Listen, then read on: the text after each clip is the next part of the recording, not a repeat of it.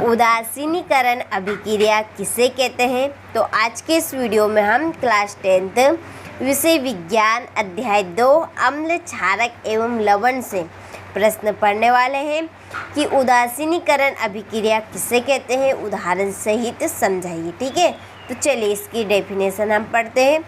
अम्ल और क्षारक परस्पर यानी कि आपस में अभिक्रिया करके एक दूसरे को उदासीन कर देते हैं और लवण एवं जल का निर्माण करते हैं।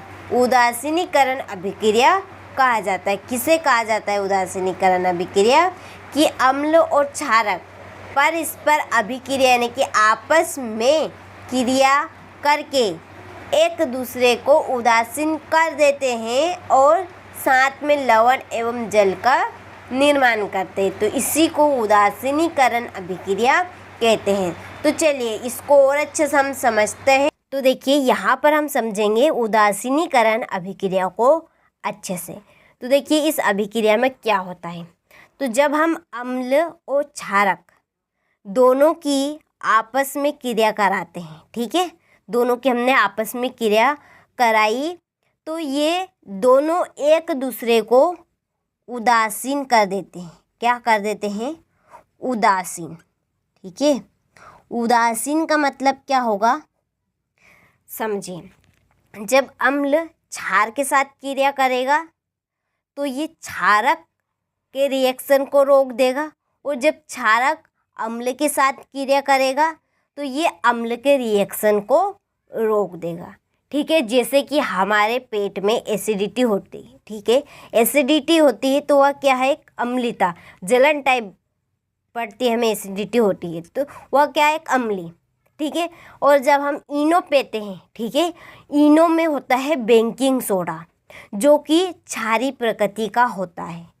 ठीक है, जब हम इनो पेंगे तो वहाँ एसिडिटी को कम कर देगा। तो हुआ ना यहाँ पे कि क्षारक ने अम्ल के रिएक्शन को रोक दिया, तो यही है उदासीन। ठीक है, इसी को कहा जाता है उदासीन। तो जब हम अम्ल और क्षारक दोनों की क्रिया आपस में कराते हैं तो दोनों एक दूसरे को उदासीन कर देते हैं। ठीक है, और लवण और जल का निर्माण करते हैं। ठीक है, देखिए यहाँ पर हम अम्ल लेते हैं HCl, ये है अम्ल, प्लस क्षारक NaOH।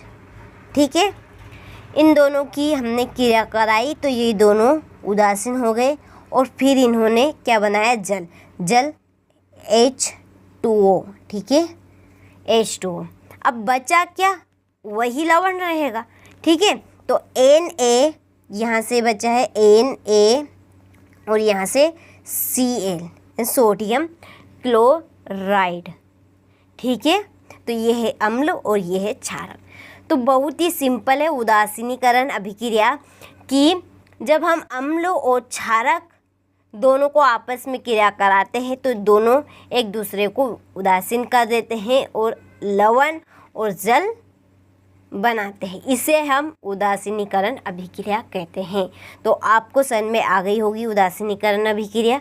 ठीक है, तो चलिए आप इसकी परिभाषा यहाँ से नोट्स में से तैयार कीजिएगा। ठीक है, अम्ल इस तरह से आप हेडिंग डालिएगा, बहुत ही साफ सुथरी लिखना है और अच्छी राइटिंग में लिखना है। ठीक है, देखिए कि अम्ल और क्षारक परस्पर यानी कि आपस में, ठीक है, अभिक्रिया करके एक दूसरे को उदासीन कर देते हैं। तो आपको एक एक वर्ड का मतलब समझ में आ गया होगा। ठीक है, और लवण एवं जल का निर्माण करते हैं।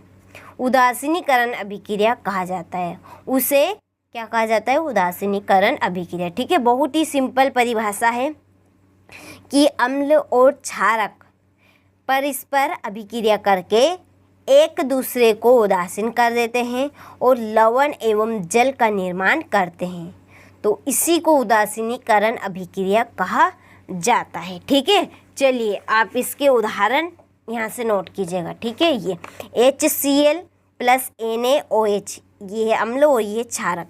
लवण बना NaCl प्लस जल। ठीक है, चलिए इसी प्रकार से दूसरा उदाहरण, अम्ल H2SO4 प्लस CaOH की होल पावर, ठीक है। तो CaSO4 प्लस जल, ठीक है।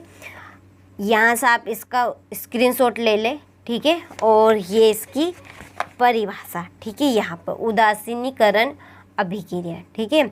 जहाँ तक मुझे आशा है आपको उदासीनीकरण अभिक्रिया बहुत ही अच्छे समझ में आ गई होगी। कमेंट करके ज़रूर